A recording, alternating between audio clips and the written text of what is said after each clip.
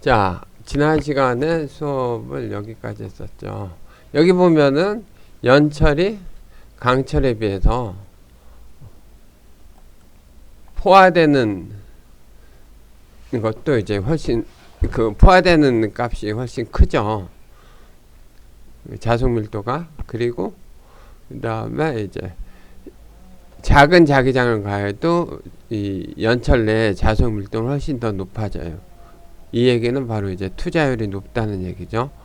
연철이 강철에 비해 투자율도 높고 포화되는 정도도 작고, 나중에 나올 얘기인데 이 히스테리시스 손실이라는 게 있어요. 그것도 훨씬 작아요. 그 다음에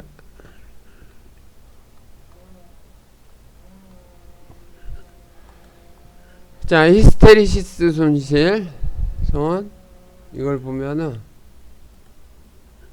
이 색깔이 그나마 낫지?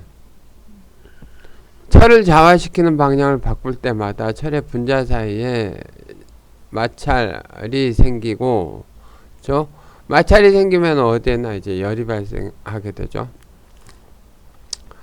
열은 대부분의 열을 내는 장치가 아닌, 열을 내는 목적으로 만들어진 장치가 아닌 경우에 열이 나면은 그거는 다 뭐냐면 다 손실이에요. 손실. 그 다음 히스테리시스 루프의 면적에 비례하는 손실이 생겨 열 발생하고, 방금 전에 여기 봤듯이 자, 이 히스테리시스 곡선이라고 했죠. 이거 이 내부 면적 요만큼이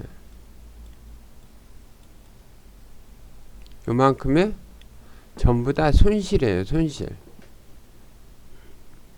그래서 이상적인 거는 어때요? 이상적인 것은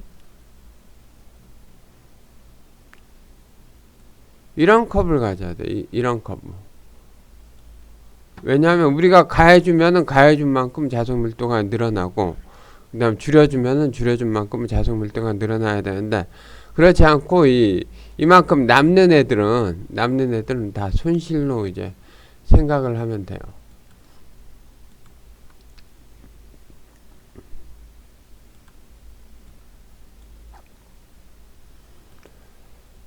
그래서 이 면적, 히스테리시스 곡선 면적에 비례하는 손실이 생긴다는 걸 알고 있어야 되고, 전기기계 기구의 효율을 좌우하는 중요한 손실의 하나인데, 이게 뭐냐면은 대부분의 장치에서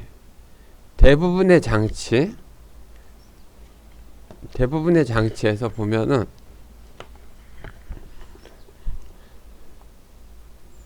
이게 왜 뽑아졌어?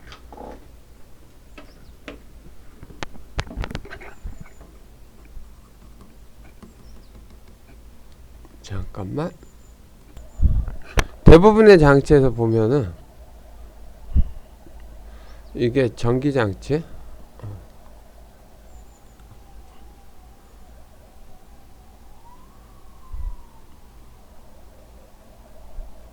를 이용하는 장치.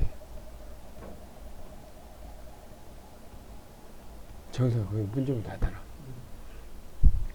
자, 이 전기를 이용하는 장치는 이 장치 내부에 대부분이, 여러분들 이 장치를 이제 벽 콘센트에 이렇게 꼽죠. 콘센트에 이렇게 꼽는데, 이 내부에 이제 이 콘센트, 벽에서 나오는 콘센트는 이제 교류란 말이에요. 교류.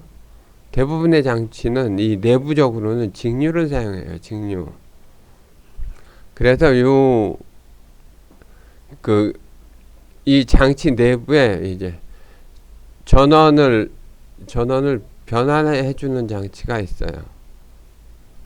요 안에 항상 뭐가 들어가냐면 트랜스포머라고 전압을 바꿔주는 장치가 있어요. 변압기라고 전압을 바꿔주는 장치가 있는데, 이 변압기 내에 항상 이런 트랜스포머, 변압기가 코일과 이 사이에 연철로 이루어진 이런 트랜스포머가 항상 들어가요. 그래서 교류를 직류로 바꾸는 과정에서 손실의 대부분을 차지하는 굉장히 중요한 역할을 하는 게 트랜스포머 변압기. 그래서 요 얘기가 기구의 효율을 좌우하는 중요한 손실의 하나라고 한 게 이 얘기를 나타내는 거예요. 슈타인메츠 히스테리시스 소는, 자, 여기서 보면은 N은 개수고 히스테리시스 개수고, 그 다음에 F는 뭐냐면 이 교류 주파수, 그 다음에 B는 뭐냐면은 최대 자속 밀도라고 하면은 앞에 그림에서 보면 이걸 나타내겠죠. 이걸 포화된 거.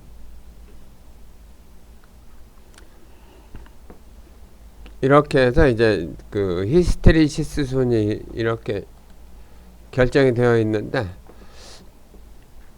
사실 이 내용을 학생들이 뭐 굳이 외우고 있을 필요는 없을 것 같고, 나중에 시험 보러 갈 때 한번 잠깐 보고 가면 괜찮을 것 같아요. 그리고 물질마다 히스테리시스 상수가 이렇게 다르죠. 이렇게 많이 달라요. 이렇게 많이 다른 게 이제 이게 뭐냐면은, 자, 앞장에서 보면 요 면적에 해당이 돼요. 요 면적.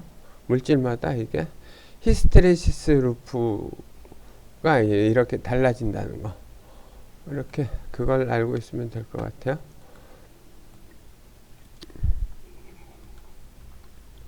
그 다음 자기회로 철과 같은 강자성체에 코일을 감아서 앞에서 봤죠. 전류를 흘리면 자속이 생기며 이때 자속이 통하는 통로자. 그러면은 자, 이 옆에 그림을 간단하게 그리면은 이렇게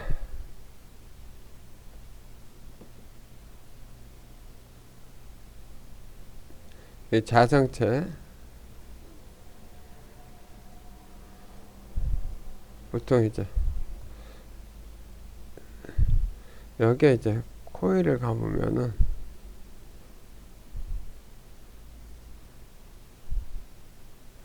여기에 전류를 흘리면은 이 내부에 내부의 B가 어때요? B는 μH죠. 그쵸? 예를 들어 자속 밀도가 얘가 자속 밀도죠. 공기 중일 때는 어때요? 자속 밀도가 낮고, 이제 자성체, 강자성체나 자성체가 이 안에 들어가 있으면 이 투자율이 S, R 중에 이 투자율이 얘가 이 자성체에 의해서 변하죠. 그래서 이 내부에 보통 이제 자속을, 여기 이 안에 형성된 자속을 어딘가에 전달할 때 보통은 그 다른 그림으로 그리면 보통은 이렇게 코일이 감아져 있고,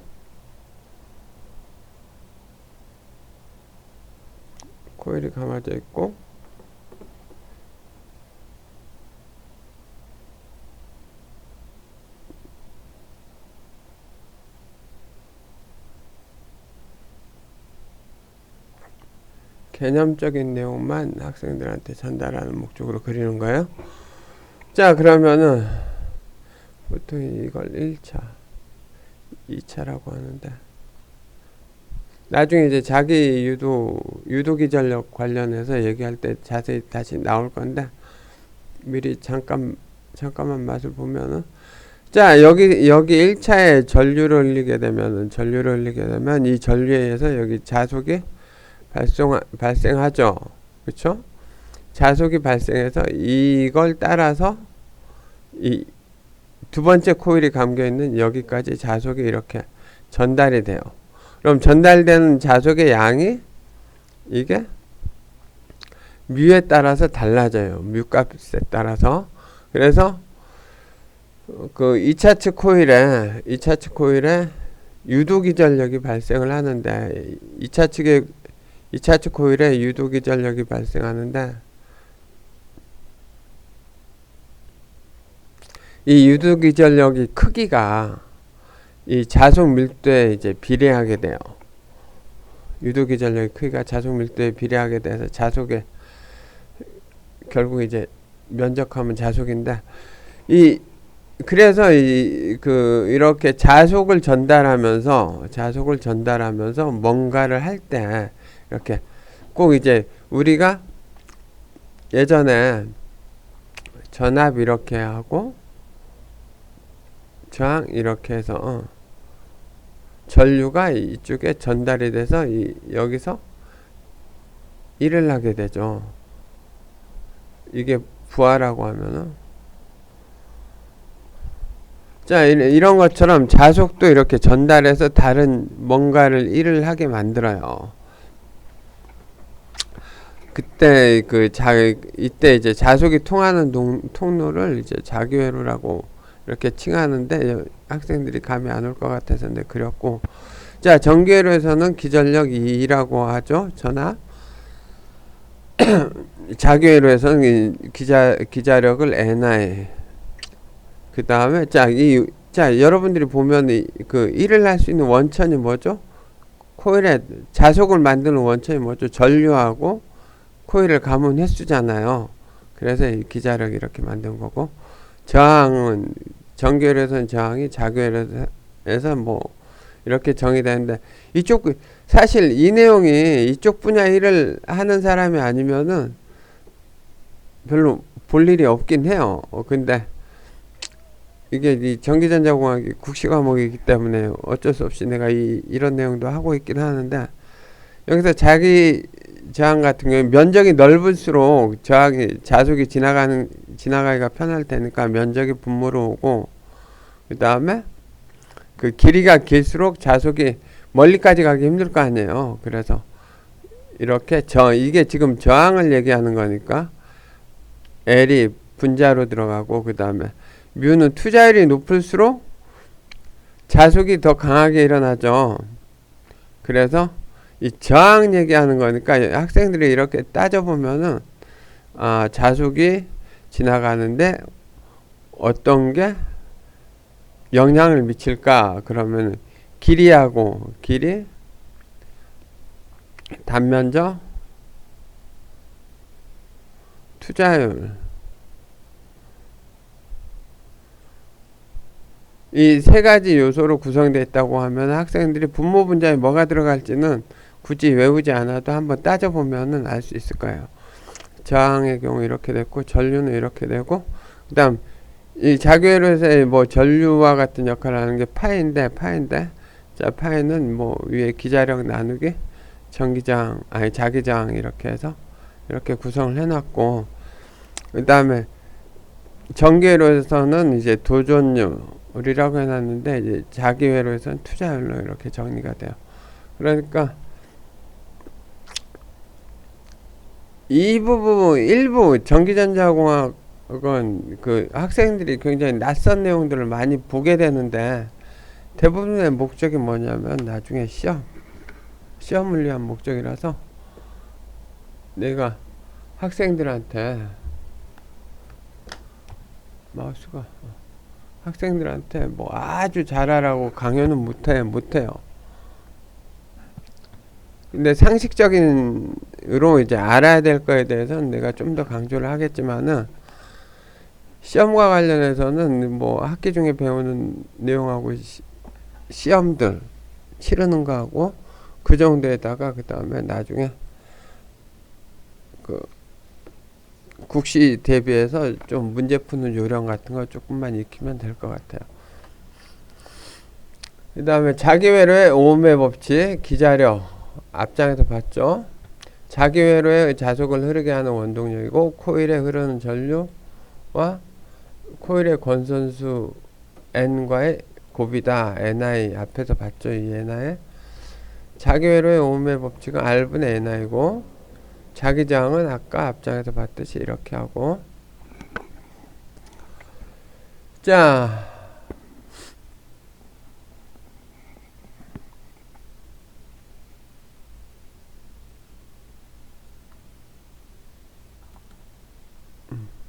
그 다음 누설자속.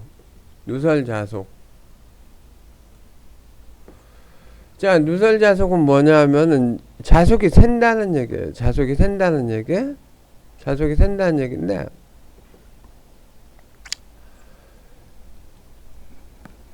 가령 이제, 자, 여러분들 그 그림 기억날지 모르겠지만 이렇게 코일을 감아서 전류를 흘렸어. 그러면은 자속이 앞에 장 그림으로 보자. 내가 그리는 거 쉽지 않아서.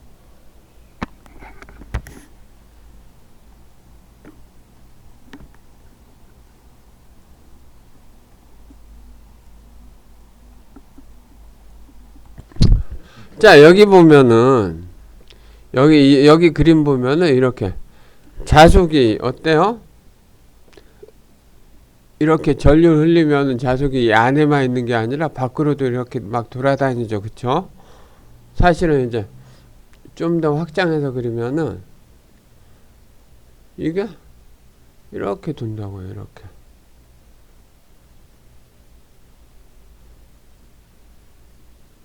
물론 세기가 점점 약해지겠지? 멀리 갈수록 이렇게 돈다고. 그럼 자, 요 안에 요 내부에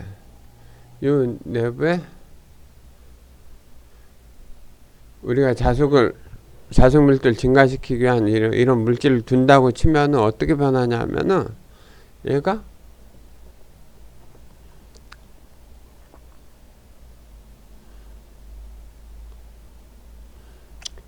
좀 이쪽 이 내부의 밀도가 좀 올라가요. 내부의 밀도가 B는 뮤 H 때문에 이거 투자율이 뮤인을 갖다 놓으면은 이렇게 내부 밀도는 좀 올라가는데 결국은 여기서 이 코일에 의해서 만들어진 모든 자속이 여기를 통과하는 건 아니에요.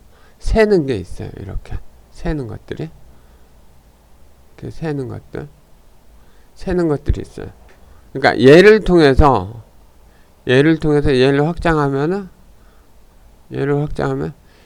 여기 우리가 타겟 포인트가 여기라고 하면은 여기로 모든 자속이 전달되진 않아요. 자속의 일부는 가다가도 이렇게 일부는 아주 작은 양이겠지만은 이렇게 자속이 새는데 누설 자속이라는 게 이걸 얘기하는 거예요.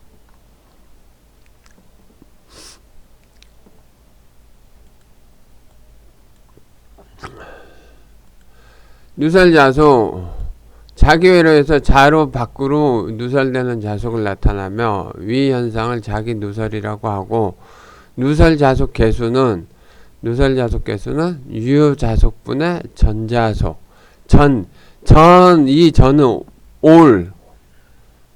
올이란 얘기예요. 그 전이 앞에 자속이 아니라 올이란 얘기예요. 올 모든 자속을 얘기하는 거예요. 그래서 유효자속분의 유효자속 더하기 누설자속이고 당연히 유효자속이 전 모든 자속보다 무조건 작죠. 그래서 이 값은 당연히 1보다 크게 된 거고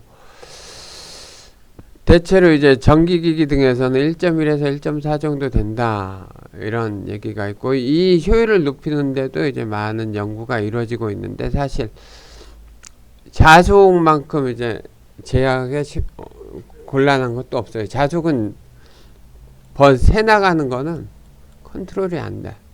자속을 막는 것도 완벽하게 안 돼요. 자속을 막는 것도 새는 것도 컨트롤 안 되지만 막는 것도 이제 완벽하게 컨트롤이 안 돼요.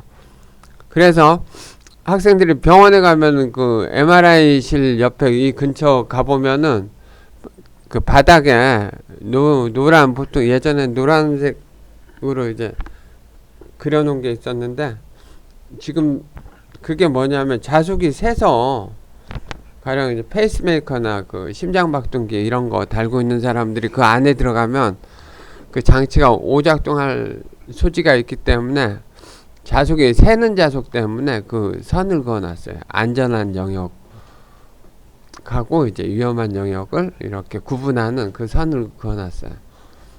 그게 이제 누설 자석이죠. 우리가 원치 않는 자석이 밖으로 뻗어 나오는 거.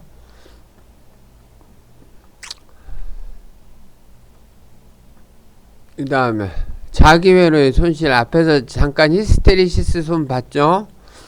자, 자기회로에서 앞에서 잠깐 보여줬지만은 그 자기장을 만들기 위해서 전류를 흘리죠.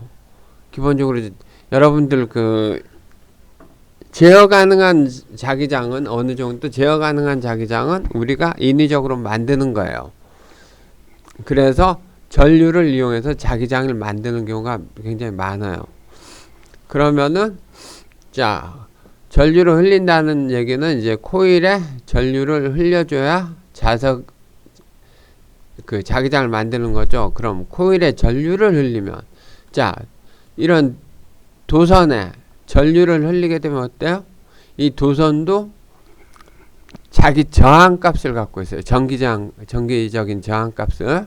그래서 이 선 자체에서도 열이 나요. 열. 선 자체에서도 열이 나요. 그래서 여기서 말하는 거 I제곱 R의 주열, 그러니까 이 도선에서 이제 열이 발생하는데 이만큼의 손실이 발생해요. 자, 우리가 전류를 흘려서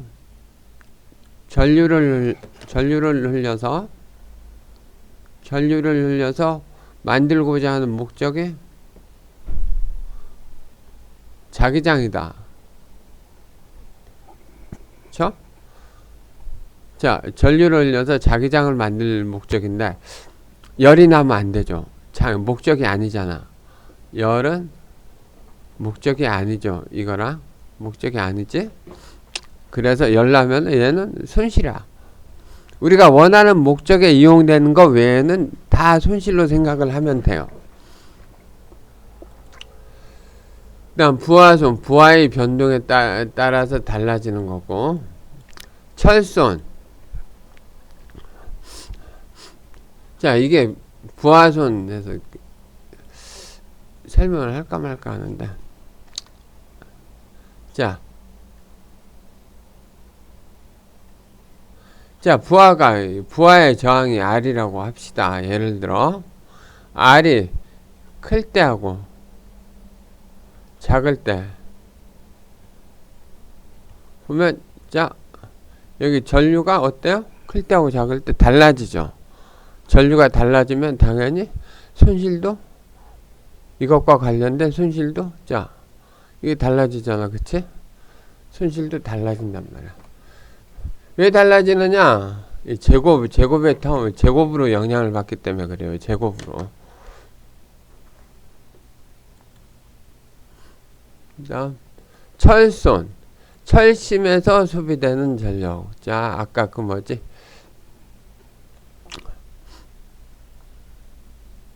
아까 그 앞장에서 그렸던 이제 그 자성체 그쪽에서 만들어지는 손실을 얘기하는 거예요. 철심에서 소비되는 거. 무부하 상태에서 생기는 손실. 자, 얘는 일을 하나도 안 해도 어때요? 그림 그리는 게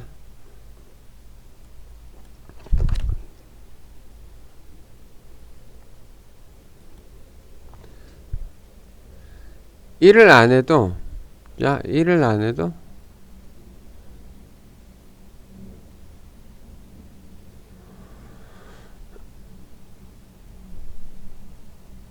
자, 이게 부하라고. 우리가 일을 시키는 목적에 물체가 있다고 쳐요. 그럼 얘를 끊어버렸어. 끊어버려도 여기 전류가 흘러 들어가면 어때요?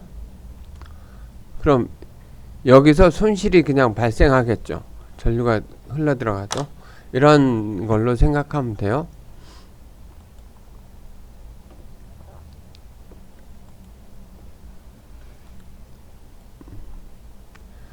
그래서 자기회로의 열손실은 동손, 그쵸? 동손. 아까 보면은 동손이 뭐예요? 코일에 전류 흐를 때 발생하는 거. 그 다음 철손. 그 자성체에서 발생하는 거. 보통 이제 규소강을 이용하는데, 자, 철손에서는 히스테리시스 손과 아까 앞에서 봤던 히스테리시스 손실 있죠? 그것과 이제 와류손. 와류손은 뭐냐면은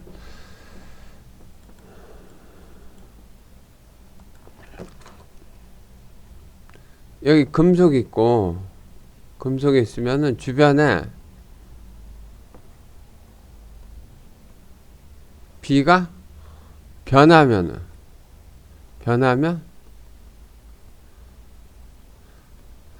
금속에 유도 전류가 흘러요. 유도 전류. 금속이 이제 금속 주변의 자기장이 변하게 되면 여기 전류가 이제 유도가 되는데, 이 유도되는 이 전류, 이 안에 철손의 일부로, 지금 그림이 좀 이상하게 표현됐는데 모니터가 달라져서 그림이 이렇게 되어 있는 거예요. 그래서 이 자성체라고 불리는 이 철성분을 포함하는 이제 물질에 이렇게 유도전류도 형성이 돼요. 이 유도전류는 아무 일도 안 하는 애예요.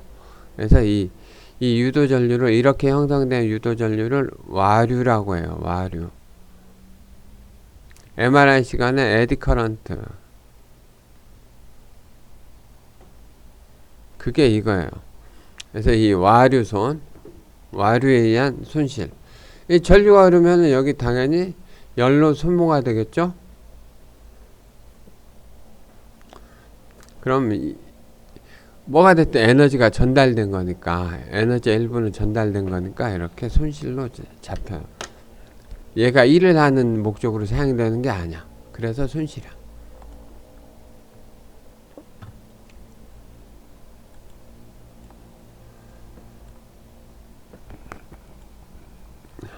자로의 손실을 줄이려면, 자, 히스테리시스 손도 줄여야 되고, 자, 히스테리시스 손실을 줄이려면은 자성체 물질을 바꾸면 되죠. 그렇죠? 그래서 히스테리시스 상수를 작게 하는 그런 물질을 사용한다.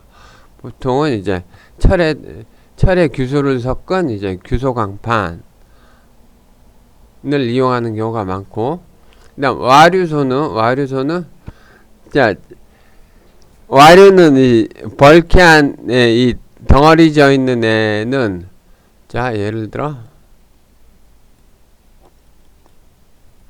이렇게 돼 있는 애는 와류가 이렇게도 발생할 수 있고, 그다음 이렇게도 발생할 수가 있어요. 그럼 얘가 얇아지면 얘가 이렇게 얇아지면 어때요? 얇아지면은, 자, 이렇게 발생한 애들이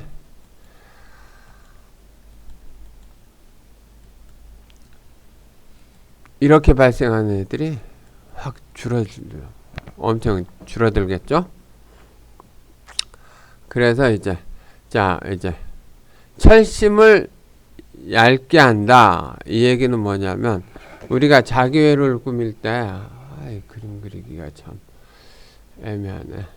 네모로만 그릴게.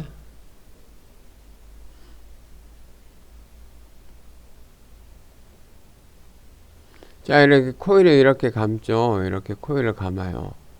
그러면 얘가 이제 입체적으로 이제 보면은,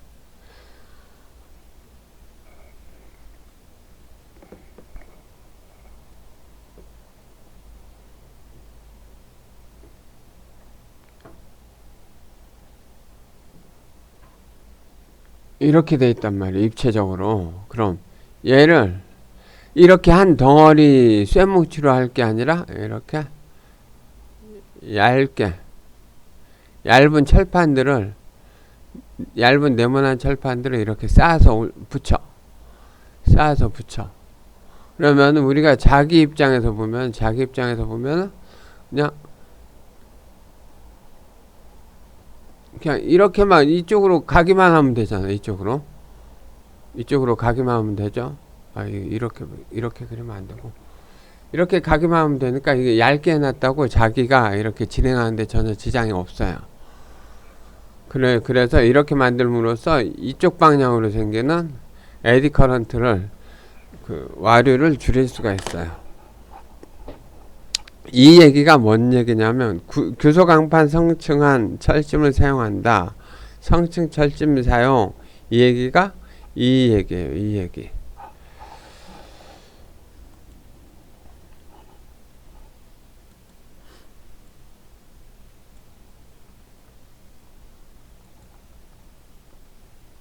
짐이 졸렸구나. 자, 이제 자기장과 전자력을 과 전류의 관계에 대해서 이제 알아볼 건데, 자, 학생들 지금까지 배운 게 전류를 흘리면은 그 주변에 자기장이 생긴다고 했죠. 그렇죠? 전류를 흘리면은 자기장이 생긴다고 했는데, 그럼 자기장하고 예전에 진행한 내용 중에 같은 극성이면 밀쳐내고 다른 극성이면 잡아당기고. 자, 잠깐만 그려볼까요? N 여기 N이면은 자속이 이렇게 나오죠. 이렇게 나오죠. 서로 자속이 부딪히죠. 이거 자속이 부딪히죠. 이렇게 부딪히면 얘가 힘을 받아서 서로 밀쳐내요. 그 다음 자속이 N, S 얘는 나가고 얘는 들어오죠. 자속이 합쳐지는 벡터로 보면 합쳐지는 형태가 되면 얘를 서로 잡아당겨요. 자, 여기서 그러면은 자, 이 그림에서 봅시다. 자, N하고 S가 있지. 그럼 이 사이에는 자속이 이쪽 방향으로 흘러요. 이쪽 방향으로 흘러. 그런 다음에 이 도선을 이 두 자극 사이의 도선을 이렇게 이 화면 안쪽으로 흐르게 이렇게 놓고 이제 전류를 이렇게 흘리면은 오른손 법칙을 이용해서 보면은 자기장이 이 위는 이쪽 방향으로 형성이 되고 아래는 이쪽 방향으로 형성이 되죠. 그쵸? 아래는 이쪽 방향으로 형성이 돼. 그럼 위쪽은 어때요? 자기장이 반대고, 자기장이 봐봐. 자, 얘가 만든 거는 이쪽 방향인데, 얘가 만든 거는 이쪽 방향이야. 그럼 어때? 밀어내겠죠. 그쵸? 아래쪽은 뭐죠? 이 NS가 만든 거랑 얘가 만든 거랑 같은 방향이란 말이에요. 그쵸?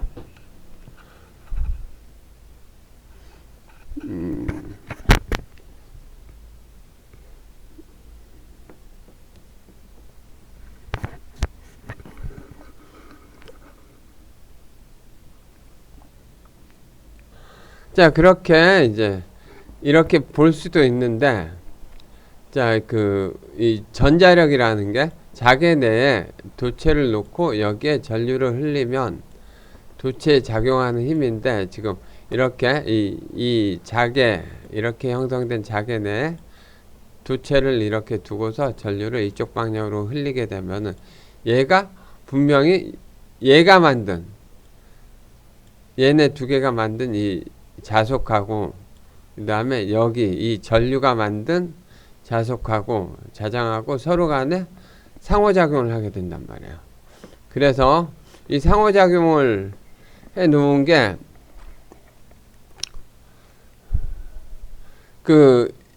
힘의 방향을 지금 얘가 만들어 놓은 거랑 얘가 만들어 놓은 자속을 가지고 힘의 방향을 정하는 거는 지금 무리가 있고, 이때 이제 자 이쪽은 자속이 서로 부딪히니까 자속은 뭐라고 했죠? 자개는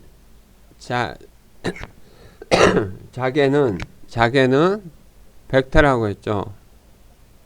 그래서 이쪽은 서로 이 전류가 만드는 자속은 이쪽 방향이고 이 두 자성체가 만든 두 자석이 만든 거는 이쪽 방향이니까 서로 부딪히니까 이쪽은 약해지죠. 이쪽은 너무 지저분하다. 이쪽은 약한 자기장,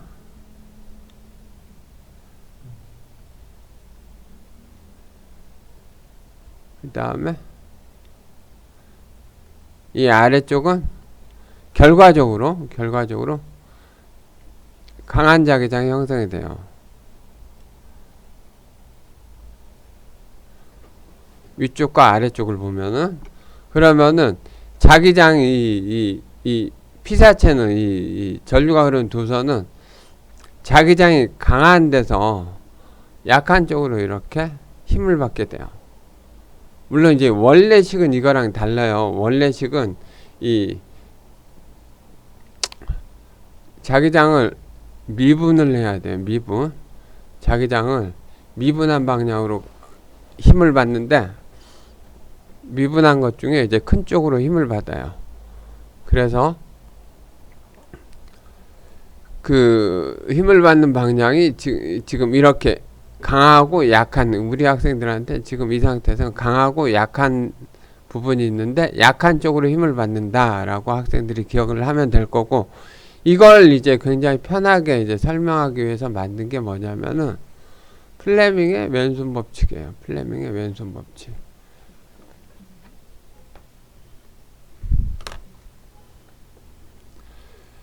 자, 플레밍의 왼손 법칙 아마 학생들이 이제 어릴 때 배웠을 거예요.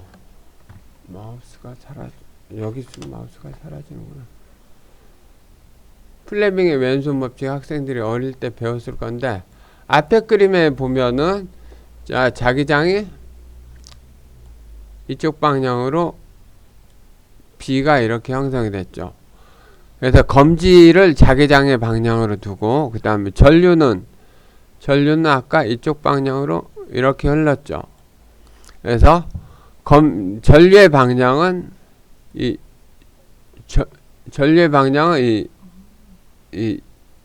중지 이렇게 해서 두면은 이 도선이 받는 힘이 이 방향이라고, 엄지손가락 방향으로 힘을 받는다. 이게 플레밍의 왼손 법칙이에요. 자, 플레밍의 왼손 법칙을 얘기할 때는 항상 여러분들이 생각해야 될 게, 자, 존재하는 게 환경이에요. 자기장이 형성되고, 이 형성된 자기장 내에 전류가 흐르는 도체를 두었을 때,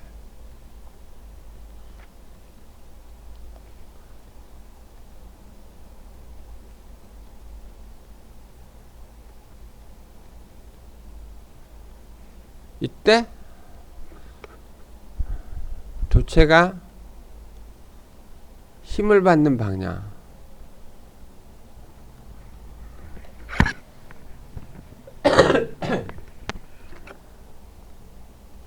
이걸 설명한 게 플레밍의 왼손 법칙이에요.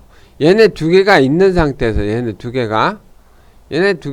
상태에서 이제 일어나는 액션을 보는 게 이제 플레밍의 왼손 법칙이에요. 학생들 나중에 항상 뭐 쓰라 그러면 막 앞뒤가 꼬여서 그 쓰는데, 이게 얘가 형성된 상태에서 이 일이 벌어지는 거예요.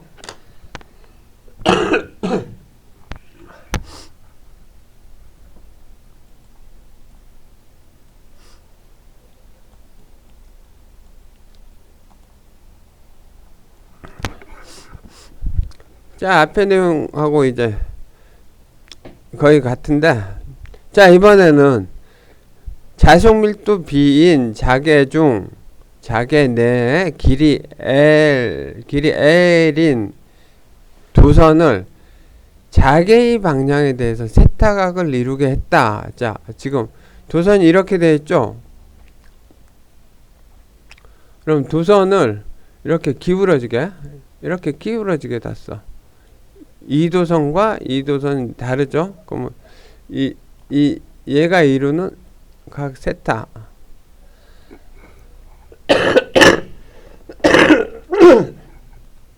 얘가 이루는 각 세타. 이렇게 기울여 놓으면은 어떻게 힘을 어떻게 받느냐? 그거는 이제 그 자기장의 자속 밀도하고 여기 흐르는 전류하고 그다음에 이 도선의 길이 그다음에 사인 세타. 결국은 자 얘랑 수직인 방향 성분 있죠? 수직인 방향 성분. 자, 수직인 방향 성분은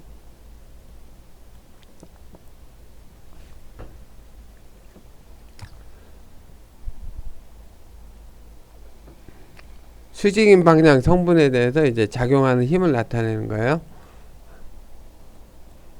그 다음에 세타가 90인 경우 BIL 이라는 얘기고, 자, 내가 아까 하려다가 지금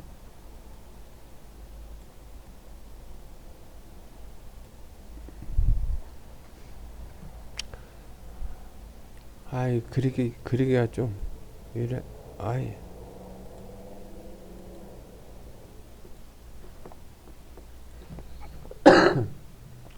수직을 기준으로 뒀으니까 세타가 이게 아니고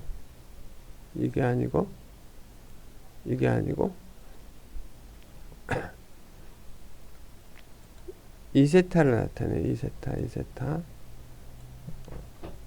이게 이렇게 되면은 세타가 90도가 되는 거고, 그렇지 않고 이렇게 기울면은 세타가 90도보다 작아지겠죠. 그래서 이 식. 그 다음에 자, 그냥 단순하게 자개 내에 전류가 흐르는 도체를 뒀을 때 작용하는 힘은 이거고, BIL 사인 세타고, 이런 경우 중에 이제 특별한 경우, 수직인 경우에 BIL 리다. 이걸 여러분들이 아마 어릴 때는 이 식을 배웠을 거야, 아마. 어릴 때 물리나 뭐 과학 뭐 이런 과목에서는 이 정도 식을 배웠을 거예요.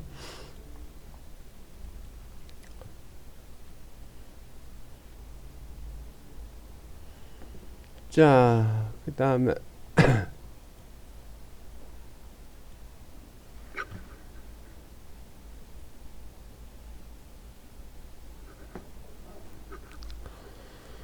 자, 이제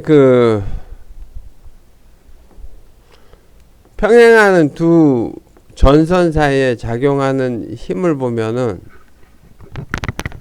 자, 이렇게 전선에 전류를 흘린다 이런 얘기는 이 전선이 어떻게 보면 자석이 된다는 얘기예요.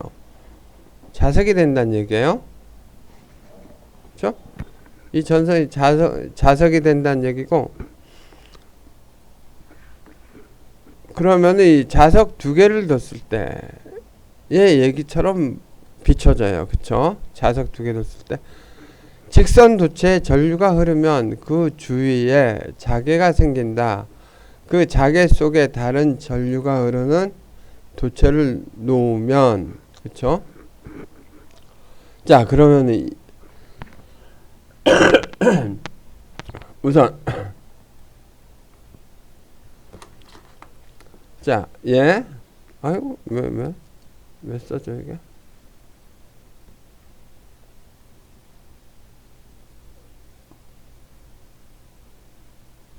자, 1번. 1번 두선을 여기 두고서 전류를 흘렸어요. 그러면 주변에 자기장이 이렇게 형성되죠? 그러면 이 위치에서 1번 도선이 만든 자기장은 이 위치에서 뭐죠? 자기장의 방향이 이거란 말이에요. 지면 화면 안으로 들어가는 방향, 자기장의 방향이. 그러면은 자, 우선 우리가 그리기 좀 편하게 이쪽 방향으로 B라고 설정을 합시다. 이쪽 방향으로 B.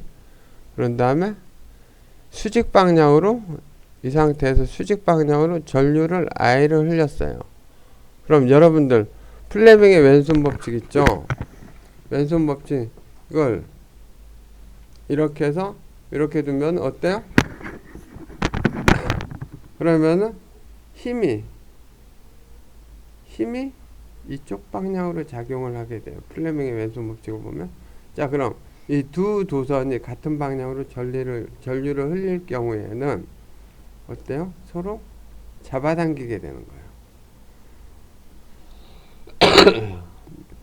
그 다음에 이번엔 두 도선이 전류를 다른 방향으로 흘렸을 때, 이번엔 헷갈리게 이제 전류 방향을 바꿨네.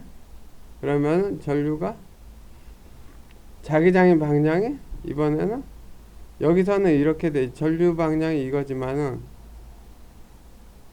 자기장의 방향이 이 방향이란 말이에요. 얘랑 반대가 되겠죠. 1번 도선에 전류를 흘렸다고 보면은 자기장의 방향이 이 방향이란 말이에요. 그러면 힘은 이쪽으로 당연히 작용하겠죠. 그럼 나란한 두 도선의 전류의 방향을 반대로 뒀을 때는 서로 이 두 도선은 서로 밀쳐낸다. 이런 힘이 작용한다는 얘기예요. 두 전류의 방향이 같으면 흡인력, 다르면 반발력. 이렇게 된다.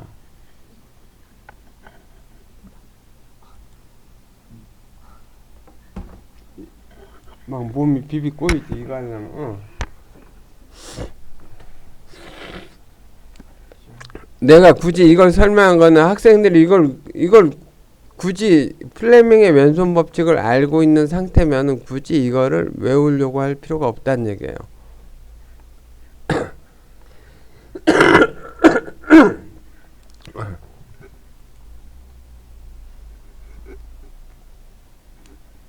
이번 수업은 여기까지 하고 다음 수업을 이어서 하도록 할게요.